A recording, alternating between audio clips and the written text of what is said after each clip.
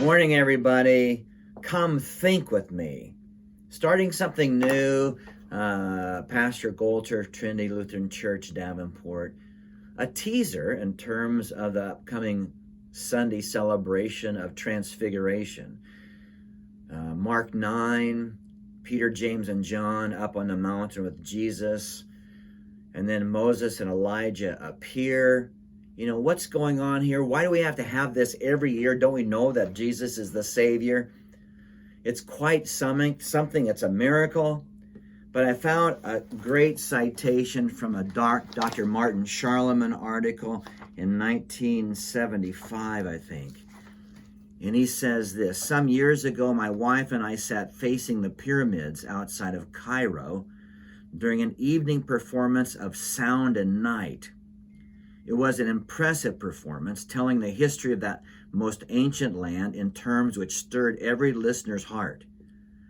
Yet we heard not one reference to Moses, born and reared in that land as the adopted son of Pharaoh's daughter. Yet it is Moses that appeared on the Mount of Transfiguration, and not Ramses II or Tutankhamun. For Moses was God's agent of grace, sharing with Elijah and Jesus that moment of transfiguration, which even now offers a proper eschatological, like end-time orientation. For they spoke of what would shortly happen in Jerusalem by the way of the crucifixion and resurrection of Jesus Christ. I mean, isn't that amazing? It's not the pharaohs who appear on the Mount of Transfiguration with Jesus. It's Moses and Elijah, the Old Testament prophets, the summary of the Old Testament prophets that point to the Messiah, Christ. And then God the Father makes it so clear. He didn't write a very long sermon. This is my beloved Son. Hear him. In other words, Jesus is the Father's agent of salvation. And that brings certainty for us.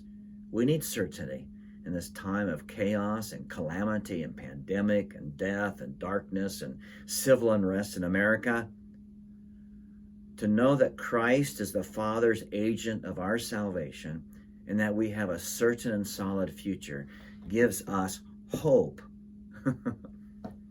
and a freedom. Come think with me. The Lord's blessings.